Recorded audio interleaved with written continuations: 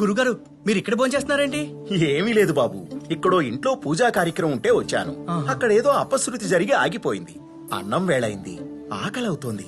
అన్నా క్యాంటీన్లో 5 రూపాయలకే భోజనం అన్నారు. 5 రూపాయలకి భోజనమా అని వచ్చి భోంచేస్తుంటే అబ్బా దివ్యంగా ఉంది. అవునండి.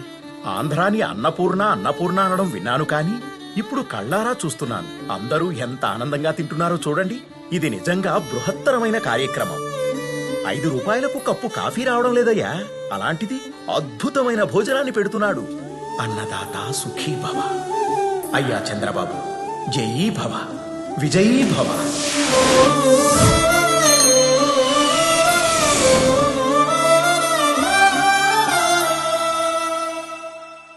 ఈ వీడియో మీకు నచ్చినట్టయితే లైక్ చేయండి, షేర్ చేయండి. మరిన్ని ఇంట్రెస్టింగ్ వీడియోస్ చూడడానికి మా ఛానల్ కు తప్పక సబ్స్క్రైబ్ అవ్వండి.